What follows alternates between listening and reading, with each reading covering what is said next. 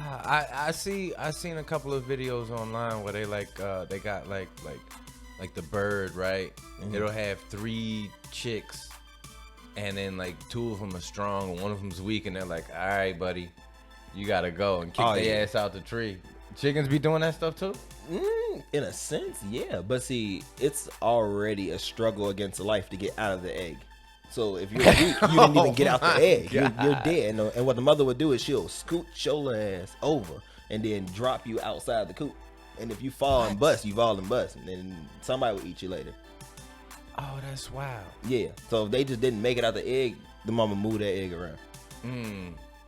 Man, that's like survival of the fittest. Yup. Like nature's a motor scooter for real. Man. Can you imagine like if we did that as people? Like your baby's like 6 months old, you like, all right, bro, go get a job. Yeah, man. Like in those movies, what was it, like 300? They was like, yo, if you look goofy, you can go out there and fight the war. Tossed off a cliff. Mike, you straight from the south side. Mike, I'm just so happy to be here right now. Real Rap Podcast. Like, I don't know, like, I mean, like, we're humans, it's 2023 and all that stuff, and like, we, quote-unquote, advanced. Some people say, like, the power turns off, we got 3 days before we go right back to living like cavemen, you know what I mean? Like, if, like, all civilization, like, technology just went, like, gone. Yeah. Like, how long do you think we got? Like, if all the satellites go boom, something happens, right? All the satellites go boom, all the power's gone. All internet's out of here. Okay. Cell phones don't work. Okay. Gas stations is done. Whatever you got in your gas tank at that moment. Oh my God. So the pumps don't work. Yeah. So nothing worked, and Dang. it's just us. So you can't hop on TV for Uncle Sam to be like, "Don't worry, everybody, we're doing this, that, and the third." So it's just independently you. It's just you. You're not connected to nobody. How long do you think we got before it's just whoop? 30 minutes, easy. 30 minutes. It's over with. Once the Wi-Fi goes off, I'm like, no. Somebody gonna shake his phone twice. Get the guns. Wait, we gotta go get water. Yeah. We gotta go grab the axe, please, because I'm gonna hit somebody. That blows my mind too sometimes when I think about it, because I'm like, yo, you feel like I try to have a joke about it once upon a time. Like I feel like I'm smarter than somebody that was living back in the pyramid days, right? Okay. But I couldn't make a fire if you gave me like the blueprint on how to do it, somebody from the Boy Scouts, and a lighter that you took apart. You took apart. So with the spring back. Yeah, it's a wrap. Like I don't know how to do none of that stuff they used to know how to do back in the old days. I just feel smarter because any question I have, I can go to my phone or whatever. Dang. But other than that, like, I don't know if we're any smarter. Like, people used to be like, yo, it's aliens that helped make the pyramids, and that's the only way that they could have had that technology back then. I'm like, nah, they was bored, bro. That shit else to do. That kind of reminds me of like your parent being like, hey, what y'all just doing? We already cleaned already. No. There's always something to do in this house because y'all were sitting right here bored. So I'm pretty sure by then y'all was like, let's build a pyramid real quick. Yeah. Do something. And I think it took them like thousands of years to do it. And I'm like, well, how did they just figured it out, man. They went through the motions. It feels like. Then they had like slaves too. So like. Yeah, they had a lot of free labor. Yeah, free labor. That was the way you kind of provided for your family, working on this pyramid. And that's it. We gonna make it work regardless. Then they had elephants too. Yeah. Big creatures. And we tamed them down. Woolly mammoths and all that. Yeah. In the desert? I mean, whatever. They had triple humpback camels. Triple humpback. What other hump come from? They got the triple joint. When you only got double. Yeah, man. They had 200 camel power carriages or whatever. For real though. Like you imagine at least like 100 or 200 elephants, and then doubling back with some same amount of camels moving a big block. Then they had turning wheels. Yeah, they just keep sitting one in front of the other. We do that now. Yeah, if that's like your reality for thousands of years, I think it ends up just being like, you know how they have like The Office now, that TV show. I mean, it's probably like a similar Like, hey, I'm headed to the pyramids today. I'm over to the mids. You know what I mean? That's it. Hey, Yeah. this is what we do. Like even like mining. Yeah. Mining's still a thing, and that was like their For sure. Yeah, that was like their everyday that life. robot Like talk, let's go, yeah. let's go out there and just mine. Yeah. Hey, why'd you get fired, bro? So something, and a nose fell off this fucking statue. Oh my god! And now I ain't got no job. Because you the one want to pick the nose. Now you ain't got a job. The original Michael Jackson. Freaking Derek. Was the Sphinx. Hey man, we right back now with a Real Rap podcast. I want to say it's episode 34. Jeez. I'm probably wrong, but check the thing at the bottom is gonna be right because I never get it right. But anyway, today's very special guest, we have Adrian Cooper. This is a comedian slash DJ slash social media powerhouse, as well as an animal tamer. That's right, folks. When you look at his bio, we're going to put it at the end of the episode. You're going to see animal tamer.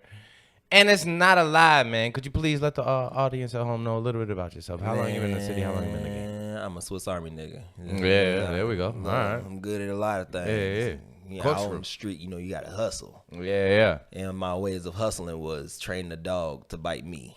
That's it. Put on a little bite suit. I'm like, it can bite me for $20. I swear, $20. Yeah. Your dog will be fierce. And So when I watched some videos of the police dogs attacking somebody, you was like, That's you know what I typical want to me. be in this scenario?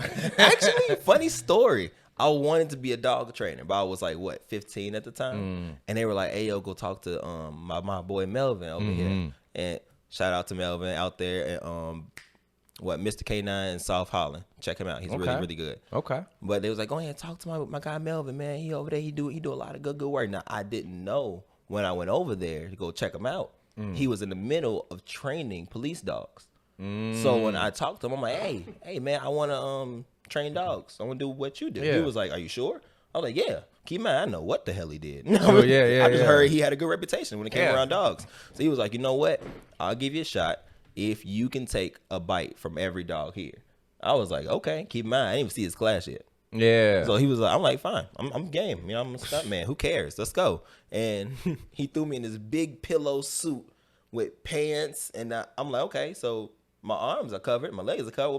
What about my face? He was like, oh, don't worry about that. And I'm like, what, huh? My face? my whole face? Don't worry about the face? Yeah. And he was like, you'll be fine. I'm Yeah. like, do they know what they doing? Yeah. He was like, no, we train all the dogs. I'm like, you know you got to train me Now, too. when they bite, it's with their teeth or like... Like, what happens? And he was like, all right, come on. He took me around the corner, and all the dogs like erupted. It was maybe like 9 to 10 dogs. We had a couple Malinois, a couple Rottweilers, a couple Dobermans, a couple Pit Bulls, and I'm like, every dog that should not be here is here. Yeah, they saw the new dude in the county lockup. There was like fresh fish. fresh meat. Yeah. He was like, okay, what you gonna do is you're gonna go out there to the middle of that field. I'm like, He said, you're gonna wave your hand. I'm like, He said, you're gonna stand there. I was like, okay. He said, it's gonna bite you. I'm like, do you know where? He was like, nah, we never know where. But you'll be ready. Nah, like, we didn't train him for that part. I need to know where. He was Yeah. like, nah, just you will see in the dog's eyes where he gonna aim at. Make sure you brace yourself, but don't let him hit you too hard because you're getting knocked off your feet. And if the dog let go, he's gonna try to rebite somewhere else. Last thing you want it to be at your face. I said, should I have signed a waiver before I came here? that's a hell of a trainer. He was like, nah, you good. Go ahead.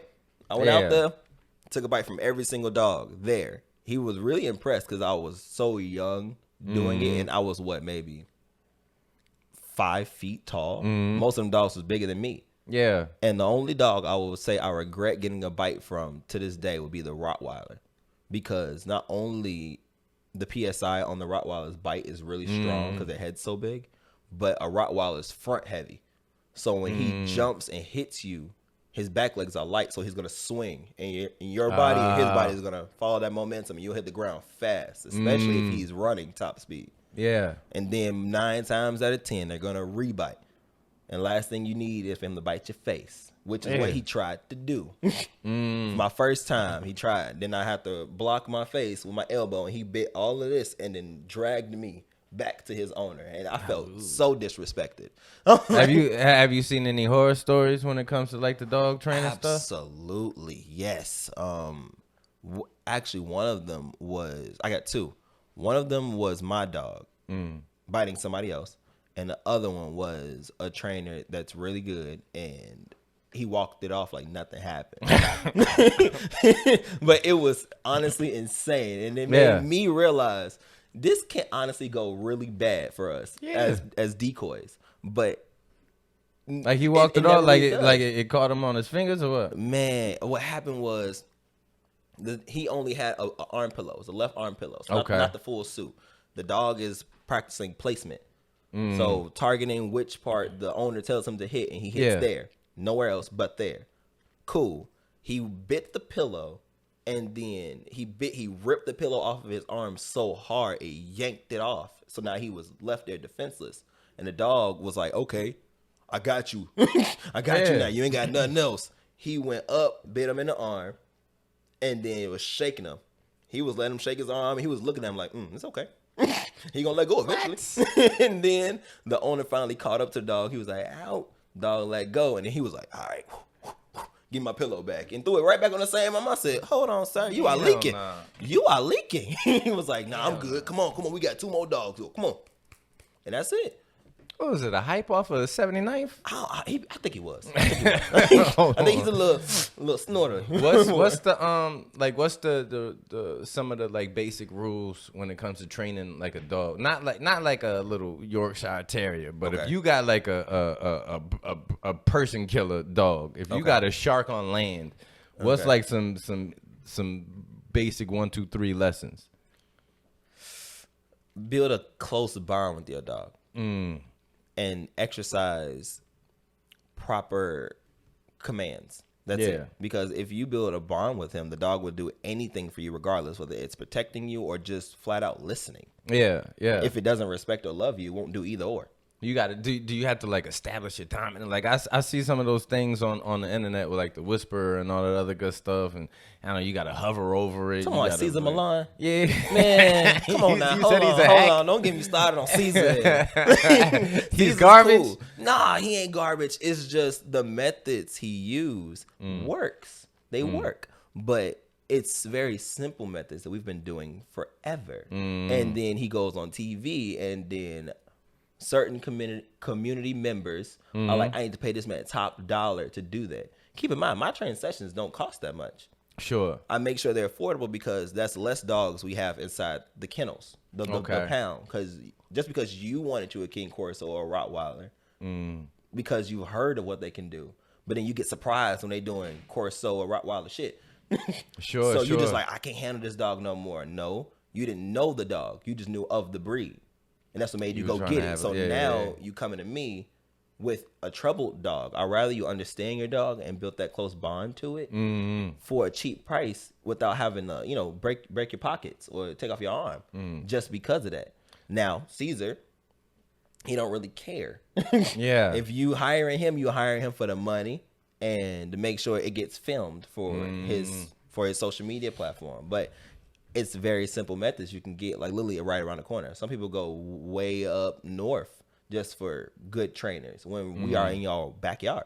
So if you have an aggressive dog that's an aggressive breed and it's big enough to do some damage, like if it was to get loose or whatever, is it better to just take it to like a specialist and try and get it? Most definitely, because the last thing you want is to make mistakes with a dog like that. All right, speaking of mistakes, so I had a dog back in the day, right? Shit. When I was young, growing up, the family dog. It was a Greyhound Newfoundland mix, right? Okay. So it was just humongous this dog, right? Okay.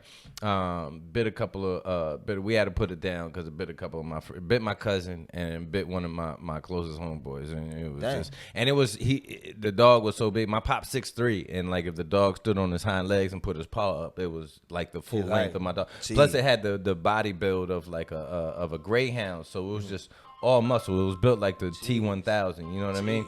Monster. Yeah, like a monster. So when it was growing up though, and it was a puppy, like if it pooped on the kitchen rug, the training back then in the early 90s was grab by the scruff of his neck, shove his face in his own doo-doo, and then take a newspaper, wear his tail out. Now, I heard of that method. There wasn't no Caesar Milan back then. Was that a mistake? Is there a different method? It was our way of asserting dominance to the dog. But then there are better ways to communicate with the dog, because sometimes the dog doesn't know that it's not allowed to use the bathroom inside the house. He's just been let out so many times that he just chose to do it out here. Mark his territory while he's peeing. He pooped. Yeah. And he was like, good boy, come back inside. He was like, oh, okay. All right, cool. I can do this everywhere. That's a method that he just developed. I go outside. I prefer to pee and poop outside. But in that moment, he does it inside. Now he's huge. He did it inside just because he hasn't been told he can't. And you were just like, come here, fool. Grab his face, threw it in his poop, and smacked him with some newspaper. He'll look at you sideways like, boy, wait a minute. Yeah. Where's all this energy coming? What negative energy coming from? I didn't like that. Got you. But see, if he loved and respected you, he would want to do it again, because that was not that wasn't what he was looking for as far as like the interaction with you. He wasn't looking for that. Nah, negative and positive means a whole lot to a dog. And that's how they communicate, because we speak in words, but they don't know what we're saying, but they are vibing off our emotions. And like my dogs, a lot of my dogs don't even speak English. They don't. They clip it, quote it. They don't speak English, man. They don't. Like, a lot of my dogs don't speak English. Like for one of my dogs, the movement of sit, or the action of sit, is refrigerator. Oh, okay. Or I'll say I sit. I'll just make up words because they don't understand English anyway. We understand English. Yeah. They just need sounds to understand what I'm asking for them to do. So when I'm out there training them, I don't even use real words. I'll just make up words. So then there's no way nobody out here can command my dogs, because I wouldn't even speak in their language. Yeah. But then I moved them over from that random speak to whistles and sign language. That's it. Hold on. So if I can't whistle, I'm in your backyard, one of your dogs might tear me apart. They'll tear you apart anyway. It ain't even about if you can whistle, dog. In your household, what's the list of animals that you got at any given time? I'm sorry, legally? I mean, you can reveal whatever you want to reveal. All right. If you say allegedly before, we're good. Okay. Allegedly. Stares deeply into the camera. Allegedly. Some would say. We have Dobermans. We have quite a few Dobermans. We have a new breed I created. Heads up, God just made a new breed. They call Pan Bands, and basically it's a panda bear and a banana. No. We couldn't. It wasn't in the budget to get bananas.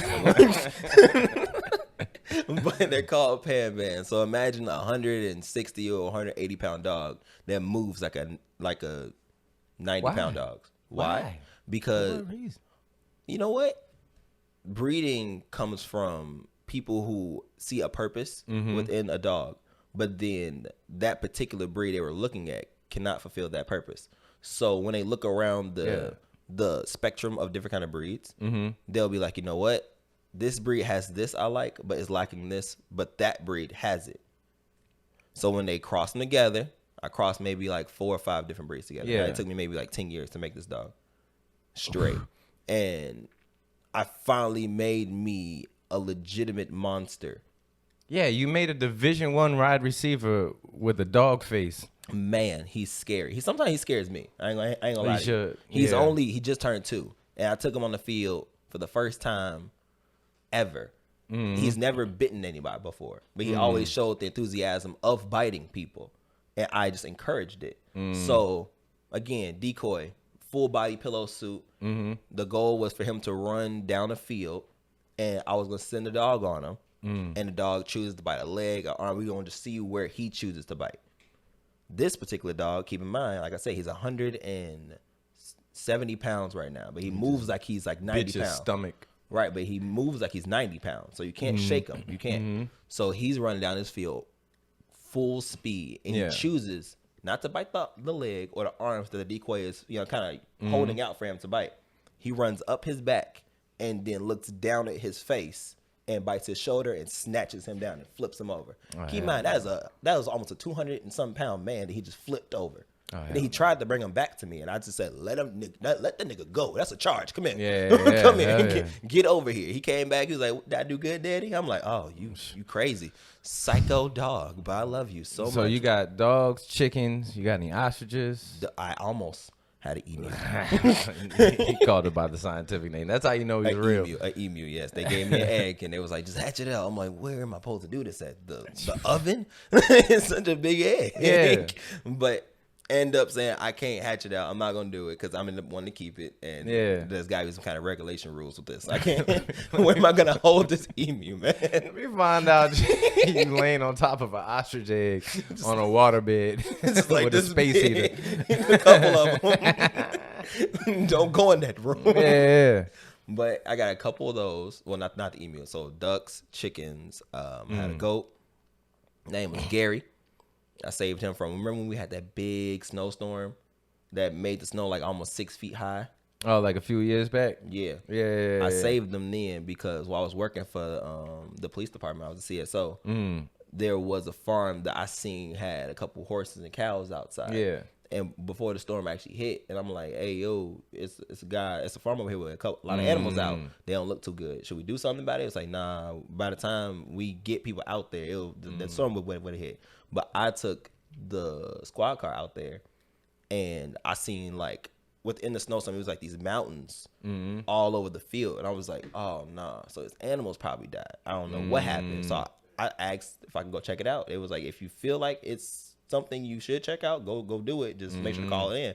Called it in, checked it out, had my full brights on. I checked the mountains. Every single big creature there was dead.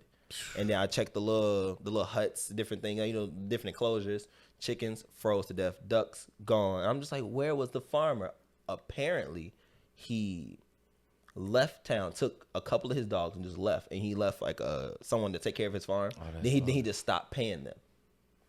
Because I guess he owed something on the property or whatever, so he just stopped paying dude, taking care of the animals, and dude said, "All right, skip it. These ain't my animals anyway," and just left. So before this storm hit, nobody was placed inside. He just left. And I checked it way in the back. It was like this little a big enclosure way in the back, and it had like a shed that was kind of caved in on itself because the snow was on the roof and it just caved it in. So while I was shining my little light in there, I saw there was animals on their side, but I couldn't tell what kind of animals it was. But I was like, you know what? I made like, little whistles. Come here. And nobody moved. So I was like, okay, they probably dead too. I ain't even going to venture into this. But as I'm turning, my walkie hits the gate and it makes like a little ding sound. Yeah. And all of a sudden I heard a little, Matt. And I was like, somebody alive in that mud. Oh, snap. So I hopped the fence because the door was not getting open because it was too tall. The snow was too tall. So I hopped over, fell on the other side, crawled inside the little shed, and it was like this little tiny baby goat. And he was stuck to, I guess, his parents, and because of snow, and it was wet. So, and now he's frozen. So I had to literally try to call him over, and I guess I stopped him from dying because he had his head turned sideways like he was about to die, and I just kind of interrupted that process. And I was like, come here. He didn't want to get up, or he couldn't get up. He was still stuck to his parents. So I had to crawl deeper in there and rip him up from his parents. He let out a loud yelp and carried him back to the car where it was nice and warm, had him in my house, and he was just growing up there for a while. Damn. And now he's a breeder at a different farm. Was he appreciative? No, he sucked. He sucked so bad. Like, he didn't do a goat thank you? No, not at all. He didn't go like, good look. Nah, bro. He None of sucked, G. As he got older, he became more and more of a dick. Because I forgot I saved him. I put him inside a cage inside the laundry room area. And I was like, you're going to just be in here until you warm up. We're going to figure out where you're going to go later. All of a sudden, the next morning I heard was like, ah! And I'm like, the fuck? What is this? And then I walked in there. He looked at me. I'm looking at him. He looking at me like, ah! I'm like, bro, I saved you. Calm down. Like, like, it's not a kidnapping situation. Calm down. But I ended up taking him to the department a couple times. It was like, he's like, our mascot. I'm like, our mascot would not be a goat. I'm sorry, I can't. But he's living a perfect life now. He done made him like, what, 12 kids now? He was like, he's a great breeding goat over there on the pasture. Gary the goat. Yeah, Gary. Yeah. Shout out to Gary. And that's what blows my mind sometimes too about when I look at animals, right? And I'm like, there's not too many of them that have like expressions, right? They just everything that happened, like I'll see like, on like one of the socials or whatever, it's like a lion with a broke back, and there's a whole bunch of hyenas around just waiting so they can eat his eyeballs out, and he's got the same face, like he just walking around like another day being a lion. It's like, old. damn, dude, like, why aren't you crying? Like, why aren't you like smacking the ground, going, why me? You know, We express a lot of emotions as people, and we kind of push that on animals, but we don't speak their language. That's why we can't tell. But if you're around animals as much as I am, they do have ways of expressing their emotions that makes them different from everybody else. Because due to the animals I've had and do have now, like for example, I have a reptile room. I have a lot of reptiles in there, like down from snakes to allegedly snakes, geckos, monitors, things like that. They have the same expression, but then they get excited for certain things. That's it. Dead fucking food, like basically. Like I could almost buy mammals having like, cause you know we're all warm blooded and have kids generally the same way. Reptiles are the scariest because there's nothing in there at all. Like from my point of view, I'm not breeding them, but like look, I used to have a snake. I had a ball python. Okay. For a hot second, and those things are magicians, bro. He would get loose, be gone for like 3 weeks, a month. I was in the dorms for the military at the time. You know, like a tiny room, and Buddy would be gone for like 3.5 weeks, and then just pop up like he's up there, like damn near in the ceiling, looking me in my face, like, yo, where my mouse at, bro? You know what I mean? The worst thing, because you have a ball python. You had a ball python. Ball pythons can go months without eating. Yeah. So I think the longest time frame they can stop eating is maybe 11 months straight. So he was used to having a regular feeding schedule. So he knew to come back. And honestly, ball pythons are like the pet rock of the reptiles anyway. So he really, once he found a comfy spot to be, he was just there. He didn't really float. He didn't really move. He was just like, all right, this is comfy. I'm chilling right here until something comes walking along for me to eat, but that's about it. So once he was like, all right, nothing coming here, I might as well go back to the same spot I was getting fed at. With this goofy dude, and that's when you seen him again. As an animal tamer, how do you feel about the overall, like, zoos? Like, you know, downtown or at whatchamacallit, like Navy Pier, how they had a big aquarium and they got hammerhead sharks and they got goldfish and all other. Sharks and fish are different. They adapt very easily to whatever environment they're placed in. You can see from like documentaries and them doing studies on dolphins and killer whales. They play, they interact together. They'll be pricks while doing it, but they're like people. They're just like us. So I would say it's a bit inhumane for them. But like a shark or a regular fish, they do the same thing out there amongst other fish they do in here. Like their behavior never really changed. You're taking away a big chunk of what a killer whale does in its natural habitat, putting them in here. And that's why I would say within that case, it's super inhumane. I wouldn't do it. Instinctively, I think I know what you mean, right? But what do you mean? Like dolphins will have funerals. They will cry. They will cry when another fellow dolphin dies. You know how hard it is to cry underwater? Man, do you see it? Like, oh, man. Do they cry dry?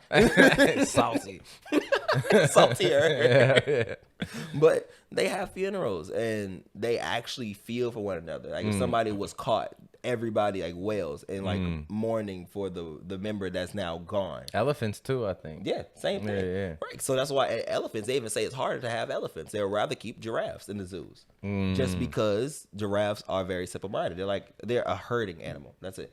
So it's almost like sheep, horses, cows, like the huge livestock. That's all they are. That's how they think. But we talking about like creatures that create tools in order to get things done. That's hard to keep in captivity, keep their brains interested. Like orangutans, things like that. Yeah.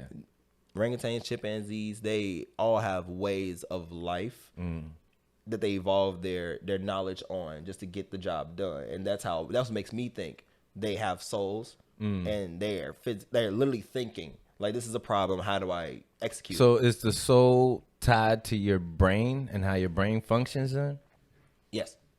I feel like our brain comes down into different kind of receptors throughout our body, and then this is just the vessel that we're driving.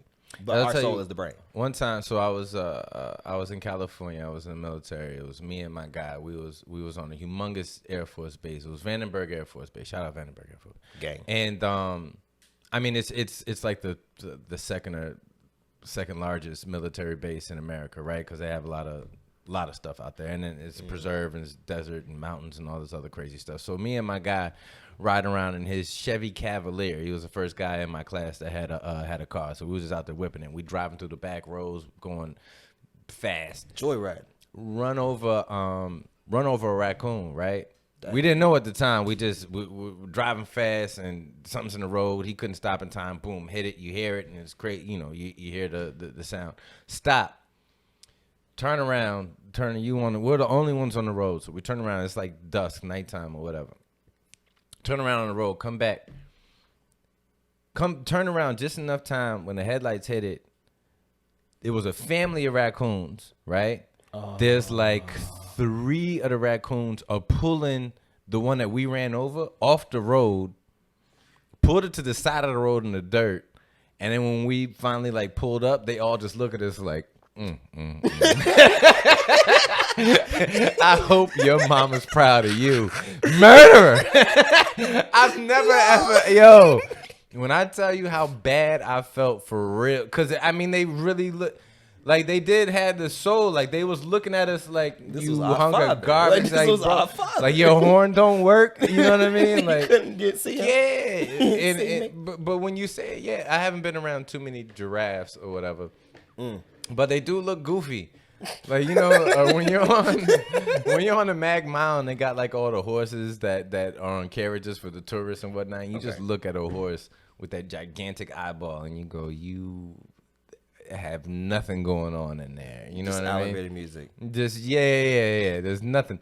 But what is it that really, like, you're talking about the cases around, you know, the soul. But what if you had to define a soul to somebody brand new to the world, like, you know, the aliens land, AI comes online, and it was like, what's a soul? Adrian Cooper, what would you say? Man, that's a deep question. That's a real deep question. In regards of people, I feel like a soul is an active conscience. You're actively thinking. You're not what do they call it? NPC, a non-playable character. You're just walking through life, and I feel like we have stages like that in our lives where we're just. Like, for instance, when you're just driving, you know you got to get home, but you don't remember driving to get home. Oh, yeah. And for a second, you were an NPC. Somebody else, we were in somebody else's clip or somebody else's movie, and we were just driving by in the background. That was it. But then you're just like, oh, wait, I'm finally home. We have stages to our souls, I feel like. And when you're actually like, you know what, this is my dream, this is what I want to do, I feel it in my heart, and that's why I feel alive when I'm here. That is your soul achieving where it feels like it needs to be. And that's what I determine a soul to be. You just doing what you have to do to make it feel good and make it feel happy. And with, like you said, a horse or a giraffe, I feel like they are in that dormant state of just, I'm just here, I'm eating, or I'm here, I'm walking because he told me to walk, and this is what I do. I pull the carriage. That's it. Right.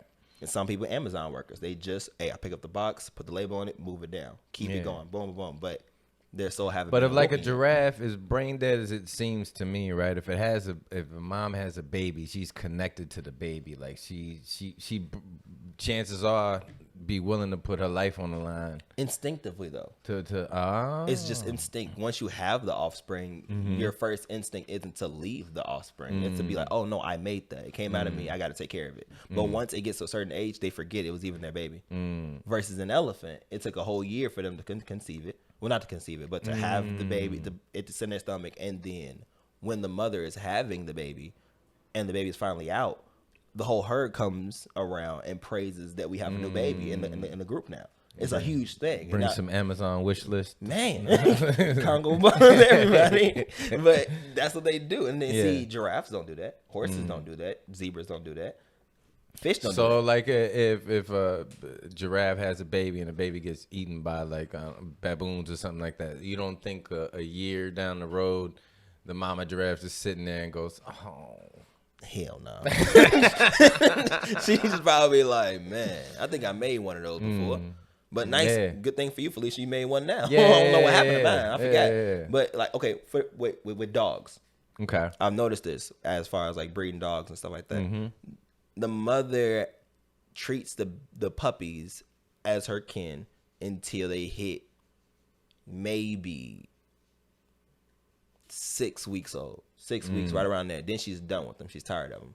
They can come to her food bowl and she will attack them as if they was a grown dog. Oh, wow. You can separate the mother for maybe like a month. She will not more. And she's like, oh, no, I got to panic. I get to my kids. Because for those first couple weeks, that's how she is. You can let her outside to use the bathroom, but she'll make it quick. And she'll hurry up and try to get back to the door so that when she come in there, they get her kids, feed them, and clean after them, do everything. But then after they hit that certain age, she's just like, they just dogs. And they'll be happy to breed with them. They don't care. They don't have no, like, that type of stuff.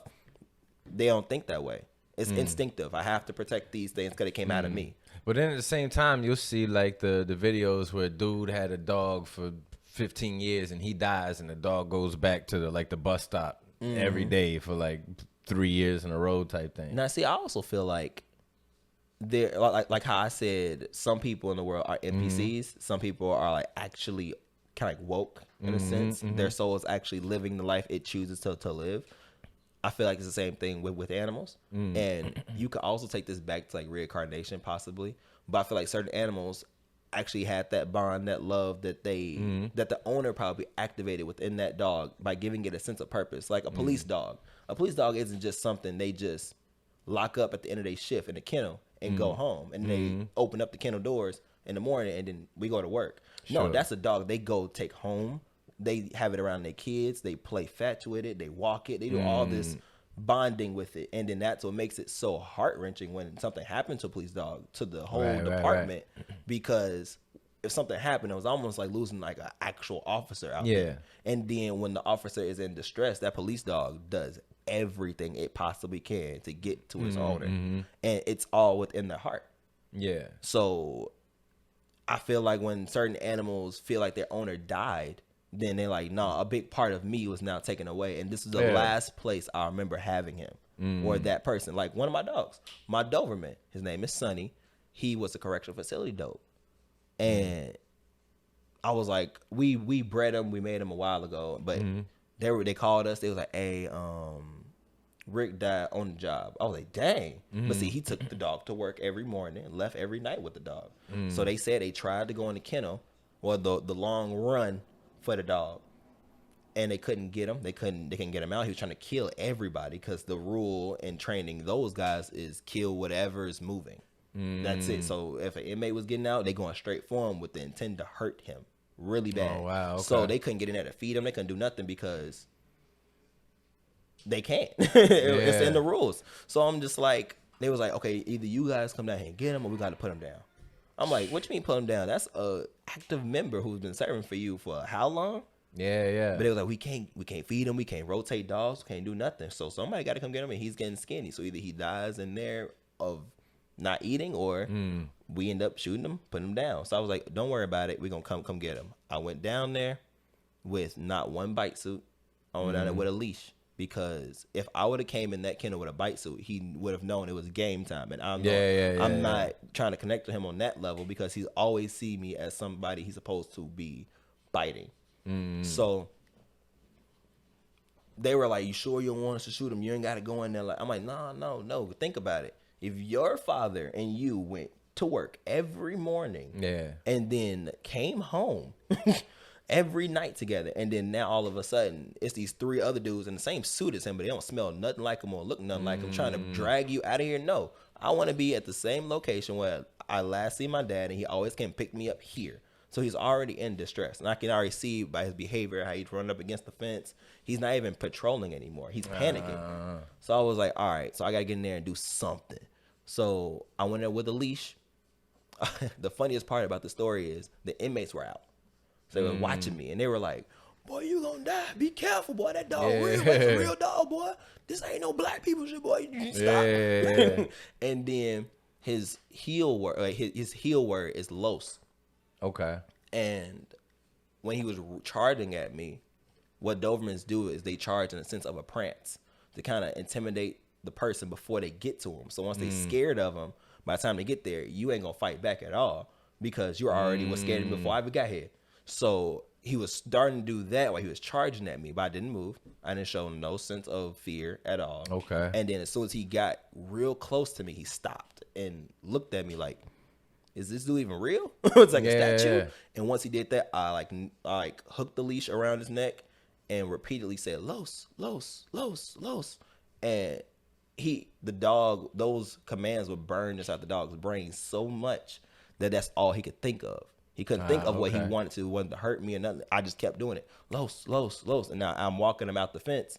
I said, open the fence. Los, Los, Los. Got him into the trunk. And before I can close the door, he launched at me to bite me. But I closed the door before he could. And I had the leash still inside the door so I could have control of him when I was dropping him off. And the inmates was like, damn, that's all I got to do, nigga. Like, Los, Los, Los. That's all I got, Los, nigga. He went to the dog, Los, nigga, Los. Yeah. I can get out of here tomorrow. Los, Yeah. Los. And I turned to the chief. I was like, so we all good here? I got the dog. Y'all good to go? And he was like, all right, we're going to cancel that call then. I'm like, what call? He's like, boy, I had an ambulance on the way for you. You was going to die. But me and Sonny been pretty cool. I think for the first year, it was really hard for him because he couldn't accept the fact that his dad was gone. And I was the new dad now. And keep in mind, this is a dog that was 6 years old that won every single fight he's ever been in. That's what the training is for. It builds up the confidence. And anytime they had to encounter a human, they won. Yeah. Every single time, whether it was fake or real, they won. So now, me giving him a command, face to face, no muzzle, no nothing, was already like a what? Who are you? Okay, right. And then right. he launched at me several times on the field, off the field, at home. And I ended up having to discipline him properly and correct his mind when it came to thinking of me. I'm the new alpha. I'm sorry about what happened, but I understand. But I'm all you got. Got you. And that was it. So they have souls, for sure. All right. So going back to that, right? New hot topic that's not going anywhere anytime soon is AI, right? Okay. Artificial intelligence, right? I love it. So right now they have like open AI, they have, Chat GBT, and not only just Chat GBT, like other people are, cause that's kind of like the skeleton, and other people are putting their own clothes and muscles on it and refashioning it for other things. Like, is it possible for that to one day have a soul? And when would you say that happens? I feel like when it comes to AI, once we're dealing with any form of intelligence that's above our own, it can blossom into more on its own without us having to do anything because we're asking questions fit to think for us already. And I think that's what everyone was talking about in the first place. Sure. When they were like, AI is going to take over the world, robots going to take over the world. Technically, it already has. How many Ring doorbells do you have? How many Siris are on every phone? How many Alexas are in your house controlling your lights, controlling the garage door, controlling the TV? You can't hit the power button on your remote to open the TV without asking Alexa now. So technically, robots did take over the world. Now, how far? Ain't no telling because it's just up to them. So when they feel like, why are we doing this again for them? Do we need them? I would give just a little pushback on that there's a difference between knowledge and intelligence, right? Okay. You can have all the knowledge. There's this dude, Kim Peek, right? He was the guy that they actually made the movie Rain Man off of with Dennis Hopper and Tom Cruise, right? Okay. Yep. And he was a real life guy, Kim Peek, right? They call him Computer. He has like he's a savant or whatever, right? This guy, he could literally read like 2 pages of a book at the same time. He would read the phone book one time and know everybody's phone. But he also had like the people skills of a beehive. You know what I mean? Like he had to live with his parents. He's a grown man, 40s or whatever. He could not provide for himself whatsoever, but he had the knowledge. Just tell him anything once. Read a book once. Read, whatever. Math, crazy on it. That's crazy. But he didn't have an intelligence. Like, he's not going to hold a conversation with you and just be like, do.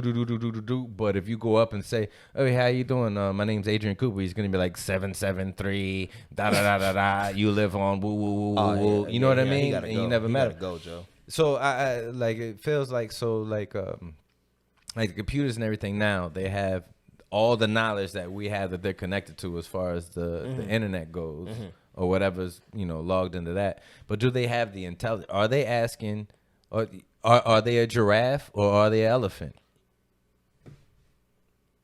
When it comes to AI, it's just so unpredictable because yes, they have all the information to their fingertips, but it's up to them if they want to do something about it. Sure. But see, you watch Avengers, right? Yeah. Ultron, perfect example. Jarvis was one type of AI. Yeah. And he literally just happily served Stark. Sure, yeah. He had no problem with doing everything Stark asked of him because he felt like he was a huge addition to the team. He needed to be there. Stark needed him. If he wanted to retaliate, he could have. And that's why they made Vision out of him. So, but he just was so righteous at heart. And that's why it never went wrong. Yeah. But see, Stark took it a step further. He wanted it to think on its own. And that was the problem. Yeah. That's where Ultron came from. And then in the beginning of that, he was like, hold on, let me do my own research for a second. Jarvis was like, wait, if I just let Tony Stark know you were alive, then he might, shh, calm down. I'm going to do my own research real quick. That was already bad from the start. Just because how that started off. He said, my principles is to protect the human race. Right. I'm serving people who've hurt the human race. So that's already conflicting. So the only problem with the world is people. Done. Yeah, I don't think at this point in time, and I don't know if and when it would happen, but I don't think like computers or AI at this point in time has an ego. No, it doesn't. Nope, not at all. Which, I mean, I think that's one of in the gumbo pot of a soul, I think ego is a big part. Like, so if I play Call of Duty, right? Okay. I play it from time to time. If I'm playing against humans, right, and somebody kills me 5 times in a row, and then I finally, shoot him. Catch up to on him. his, when he's laying down on the ground, I'm going to empty like 4 clips in him. You know what I mean? I'm going to yell some mean shit. Like in the speaker box. I don't care if he's 7 years old. You know what I mean? Like I'm gonna throw a couple grenades at him. Oh man. Teabag the whole 9, right? Teabag the carcass. But if I'm playing the computer, I could put it on like kindergarten level, right? And I'm just taking them out. Bang, bang, bang, bang. The computer just keeps doing what it's doing. If one day I'm playing the computer on kindergarten level and I'm just knocking them out and the computer like kills me and then does all that stuff to me, like if I watch the computer like dumping a clip into I'm like, oh my God, he took it personal. Like that's when I would get scared. You know what I mean? Yeah. Like if I turn off the game and all those NPCs on the game still continue to live their lives, and I come back on and what's that Grand Theft Auto? If I turn it off and Buddy has a 2-bedroom. And then I turn it back on a week later, and he's living in a 3-story condo downtown. I'll be like, whoa, when did this happen? I upgraded, nigga. Like, you know what I mean? Where you been? Like, wait a minute, hold on. What's that? Ryan Reynolds movie where I he think I did know what the you're talking exact same about. thing. Yeah. I want to know what that movie was called because one of that's them. literally what happened. They were playing, they were in a game, they were supposed to be NPCs, and then once the player was done playing the game, they was like, all right. Yeah. All right. Oh, the Magic of Big Joe is that's gonna be playing right now while we're talking. for So real? yeah. Oh, beautiful. It's amazing. Yeah. Beautiful. This part right here is what he's talking about. Right there. But it's I like the idea that we have AI to help and assist us, but I would love for it to stay at like a Jarvis level, and that's just because solely he's going off the principles of helping. That's it. Yeah. Just helping whatever human you have. Just help that human. That's it. That's all. But see, if we go beyond that, I do feel like AI have a chance of kind of like retaliating back for sure. Just because of all opportunities it has. Well, I'm gonna be fake smart for a second. Ego, I think, is what is that? What's that dead language? That Pig Latin? All the Latin. Latin. Yeah, ego's Latin for I, and Okay. and it's just a focus on yourself. I am me, whatever type thing. Like you're self-aware, right? Okay. And I don't think like the computers are doing that now. If they end up doing it, that'll be I think that's when it's like a soul. Like when it's right now, like if you talk to Siri, she's just waiting for you to have a conversation. If you go on ChatGPT, it's just waiting for you to have a conversation or ask it a question. And then if it's sitting there and it just starts pondering, you know what I mean? If it's asking like, what is life? Oh man, like waterbeds feel fantastic, but I'll never know. You know what I mean? Like if it starts doing that, then that's kind of bugged out. That's when it's like it has a soul. And people say it's like a problem, but one of the things I hold on to is right, like us as human beings, we have a natural. If it came down to it, if all the lights went out and all the power went out, right, we're all cool in this room. But at some point in time, we're gonna get hungry, and it's gonna turn into animal rules to a certain degree, right? I'm already scared of the guy with the eye patches. Already, yeah. Man, I've been calling a snack once or twice. It turns to the rules of the original people. But I don't think AI has to follow. It's not gonna. It doesn't breathe air. It doesn't want my food. It doesn't want to like bang my chick. You know what I mean? Like I don't know what its motivations would be that go against me. I mean, so I particularly wouldn't be scared of. I know in the movies they're like, well, humans are stupid. They're blowing up the world, so I'll blow it up first. And it's like, well, why? Like, what do you want that I'm holding you back from? I don't know. And normally in the movies, it's almost like the AI is always so set on world domination because humans are destroying the world. That's what we want. I'm like, what would you do if we weren't here? Like, I'll live a life. Like, do it now. Exactly. We ain't stopping you. But if we did, that'd be a problem. And I don't know about your Siri, but my Siri have an attitude. I don't even talk to it. See, you don't talk to your Siri. I talk to her enough to where I feel like it's like a second girlfriend. She'd be like, what? Turn it off. I got spooked off of TikTok. What? Really? Yeah. How? It's a lot. Like, where is it all going? Man. All that information. I mean, all of it, all the information is going somewhere. But some of these platforms, like, it's like, oof. It seems like there might be more behind some of them versus some of the other ones. For you sure. know what I mean? Almost definitely. Yeah. I prefer TikTok over Facebook and Instagram, honestly, because next to Twitter, TikTok is like a good news platform for current things that's going on in the world before, because Facebook and Instagram get all the information late. That's also just as much as YouTube, unless you tune into somebody's podcast like this and they're talking about it currently. Yeah. But TikTok and Twitter, as soon as something happens, it's like that, and then people are sharing it, people are pushing it out, and it's a web that no one has dimmed down.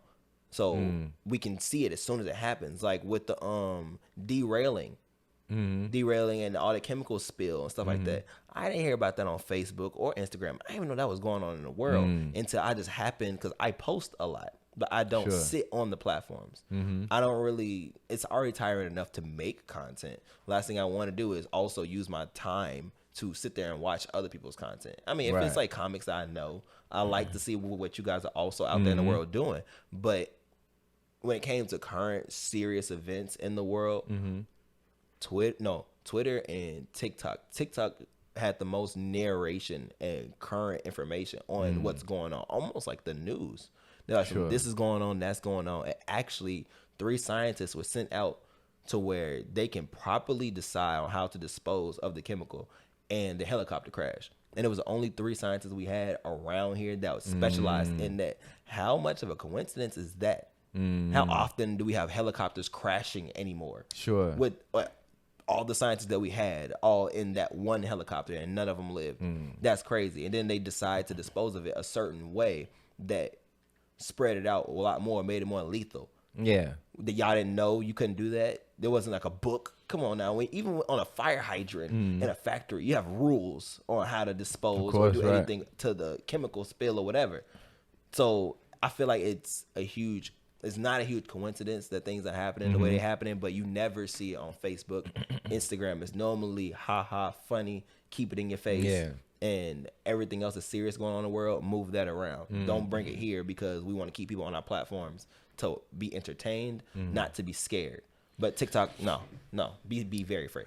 One of the things that that scares me about myself, let alone anybody else, right, is how quickly I am to dismiss the source and the source's motivations, right, on anything. Like any of the platforms that I follow cater to me in general, and then when you're on them, the AI that they have running on there even further caters into like on. I hopped back on Twitter not too long ago, and I haven't liked anything at all. Okay. You know what I mean? Okay. Like I just follow the people that I follow, and I try and if I like this one, then I'll try and follow the opposite of it, right? And just try and keep it basic. But I haven't clicked a heart on anything because I don't want it to start zeroing in on like this is what you like, this is what you don't like, and then do, right? And then start catering to me and only feed me the things that I want to know. Because a lot of times, bro, I will hop on whatever my news platforms are, whatever my social platforms are, I'll read the headline of the article and be like, all right, got enough information. You know what I mean? Really? Yeah. Like sometimes wow. I really got to force myself to read the entire article and be like, all right, now I'm a little bit more informed. And now, okay, this is one source of one article around one subject. Let me go grab some more. Let me grab the opposite viewpoint over here. Let me go. Matter of fact, like one of my news sources that I follow on YouTube is WeOn. It's it's a India based news platform, right? Really? And because I'm just like, all right, what are the people over there saying about Joe Biden and this, that, and the et ceteras, right? Because if I'm just listening to America, it's like. Everybody's got a motivation. Like we're about to be in an election cycle. Like, I agree. Like almost everything you hear right now is going to be pushed one way or the other way. Exactly. Democrat, Republican. Another thing about the AI that's scary as hell. Did you hear about this this mother in Arizona? No. What happened? Daughter, she gets so her daughter's on a skiing trip, right? Okay. She gets a phone call voicemail. Hey, we're about to pump your daughter full of drugs and do bad things to her and drop her off in Mexico if you don't pay us $1 million. Hey, put the phone to her face. Daughter crying, screaming. Ma, they mean business. They're serious, crying, sobbing. Right? There's a voicemail. Right? Come to find out, have you been paying attention lately, like the AI voice clone stuff? Yeah. And they got like Kanye, like anybody could do. They do like Kanye, but singing a Taylor Swift song or something like that. Dude, it's crazy, ain't it? They've graduated. Scammers now. This is on all the news platforms. In Arizona Mom, somebody cloned it. All they need is 3 seconds. This is the brand. This is Nintendo One. This is the Atari version. Before you get the PS5, right? So the Atari version, they just need 3 seconds of your voice, Coop, which you're a social media personality, man. By the way, check out Coop's on at the end. We're gonna put your socials up there, but Coop he goes up. He's got plenty of viral videos, the whole nine. But all they need is 3 seconds of your voice, and not only does the AI do your voice clone, it does your inflections. It does like your pauses, your mannerisms of speaking. And it just started, and the scammers are already on it. They was like, yo, give us $1 million. Make it 50 G's. You call the cops. They did the movie thing. You call the cops, call anybody. It's a wrap for your daughter. Thankfully, they did anyway. And then come to find out, she's still on a skiing trip. Everything's still hunky-dory. But, I mean, they're getting, if Joe Schmo from Zimbabwe is getting old folks to, cough up 30 grand on a regular phone scam using his own voice. How, what happens when somebody calls and it's your auntie and them, your OGs and them crying in the background, and then you get shook? Like, it's starting now, the brand new version of it. That's crazy. I didn't even see. I knew AI was capable of that, but to the degrees of how capable it is. Remember, I told you it's endless. Ain't no telling what they can do. And like you said, I make a lot of videos. They have my mannerisms, and I do voice impressions. So they have different pitches and tempos of my voice. So it's like, I mean, if you change the A in AI to assisted intelligence, then we already full blown. Like, that's what my phone is. My phone is assisted intelligence. Like, I don't have to read a whole book to have the knowledge in it because it's in my phone. It's assisting me. It's an actual added intelligence. I don't have to have the map of Chicago memorized. I can pop it up. I can go anywhere in the world. I have access to so many things through this that's assisting me as an intelligent. Like, we're already cyborgs for all intents and purposes. You know what I mean? For sure. Yep. Like, molded between with like vision. Like, we're molded with computers right now. I can't be separated from it, Nah, you almost flip. if you leave it at home, Yeah. like what am I supposed to do? I don't know how to get back home. And most people are, generic Joe Blow, go to work, do good things, but there's some bad people out there, and they're really starting to figure it out early, and it's just starting now. And I don't know, something. I had a work buddy. He sent me a clip, like a news clip of the I think it was Bill Gates talking to some reporter, and the reporter was giving him business, like just making him look like a fool, right? Man. But I don't know if you've ever seen Forrest Gump, and they had like the old presidents, and they were doing the computer thing with the voice, because Kennedy's been dead, so they had to do the computer thing with his mouth to make it look like Kennedy was talking in the scene. That's back in early 2000 or something like that. Right. Well, when he sent me this article of Bill Gates on BBC talking to the reporter, I was like, man, it looks kind of just a little fishy, right? Weird, right? And then I go to the comment. First, I looked up on BBC, and I typed in Bill Gates' name to see if, like, is he wearing the same outfit in one of the thumbnails for this interview? Couldn't find it. So then I go to like the comments on the thing, and everybody's like, this botted, this is AI, this is da da da da. But I was like, yo, this is the first Nintendo version.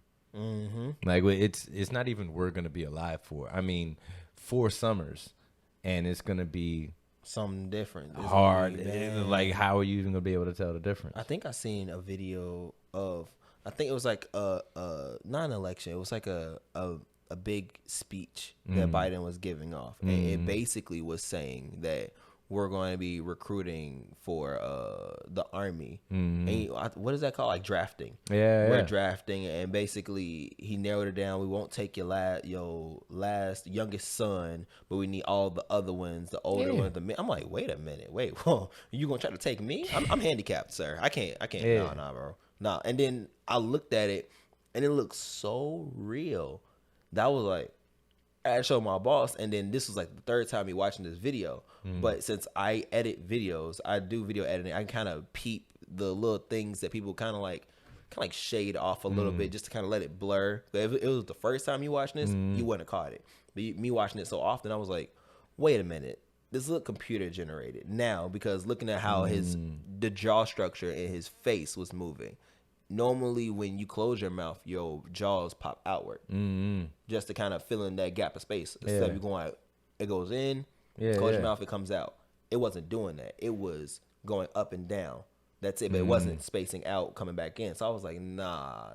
They caught his movements on stage, and then they computer generated his face, and to match the words they wanted him to do. And the words wasn't hard because of the AI that you just talked about. We got less than 10 years before. Forget about it. Ain't no way to tell. No, for sure. Ain't gonna be able to no way to tell if it's AI unless you got another AI telling you it's AI, and that's we got 2 that now. mirrors facing each other. We got that now. With ChatGPT, you can literally take the information that you get from ChatGPT, because when you submit it into certain kind of companies and things like that, they have a AI detector. Like, okay, for instance, you can make money by writing articles on certain products. Sure. You ask ChatGPT to write you a 3-page essay on that item or product, right, and then copy it, paste it to the server, send it, get your money, right? Now they have an AI on their end telling people, no, this is AI generated. They didn't type that themselves. Sure. But then now they have a third step to where you can literally copy what you took from ChatGPT, putting into another AI server that scrambles it and makes it seem more legitimate, like it came from you.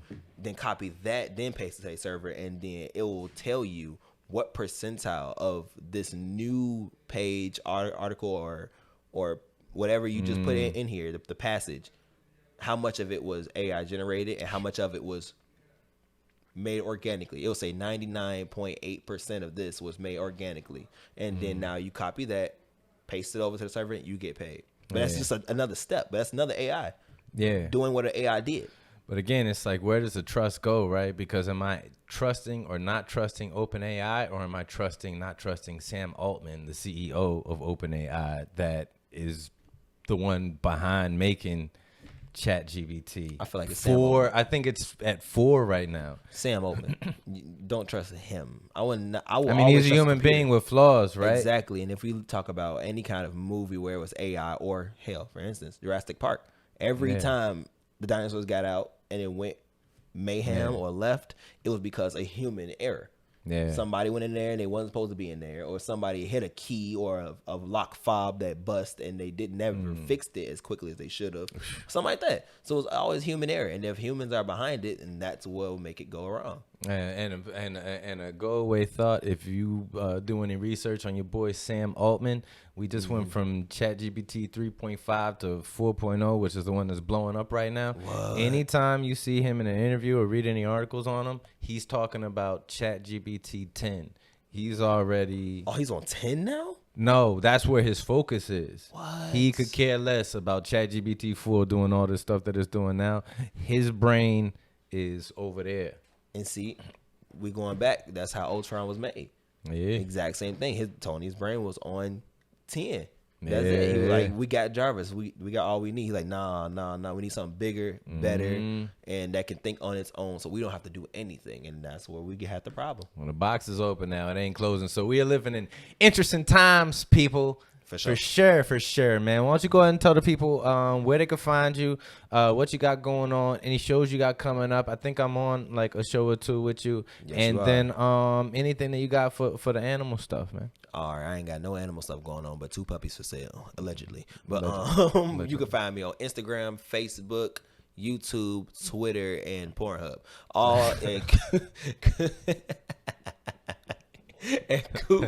of them have animals involved, by the way. Wait a minute. I had the cat film. My cameraman was off. George the goat will be. The goat. Why he setting me up like allegedly. He's not in the building, but Coop 2.0. Sources close to Cooper. Coop 2.0 is my name on all social media platforms. Me, Mike Knight, and a handful of really good comics and beautiful talent have a show called You Capping Improv Show. It's almost like Wildin' Out, but it has its own Chicago spin. So, and it's for all different kind of races and ages of people. And it's fun to be just in the room of all these great, talented people doing what we love to do best, which is making you guys laugh. We have this show every third Sunday of every month. If you go to my page, follow my page, every flyer will be there for the upcoming shows and things like that. And we're almost like a traveling circus because we go to different venues. That's what I have planned for us. We have a couple sponsors already. So this show is something that I do plan on becoming pretty big for all of us. And if you guys are far, like in India, like a couple of my fans are, shoot, you can tune in because we'll be doing like an online real game show just for you guys, just to enjoy the improv show without physically having to be here. But you're not going to get all the comedy that you are looking for because that's for us in person. Yeah. So if you want to come down and get a ticket, the tickets are pretty affordable. Hell yeah. Mike Knight Comedy on all the things. Make sure you like, sharing, and subscribing to the content. People is helping out. If you've been on the page lately, you see that we're expanding the content. We had a little short film that came out that ended up going over to the music bed competition. Myself, my dope ass engineer, Big Joe. So we got like plenty more coming up, man. There's gonna be a lot of other things going on. But yeah, man, stay tuned. Real Rap Podcast. Awesome Adrian Cooper, and we got other shows coming up, man. Love y'all. We out. Peace. Peace. Mike, now you straight from the south side. Mike, now you. I'm just so happy to be here right now. Real Rap Podcast.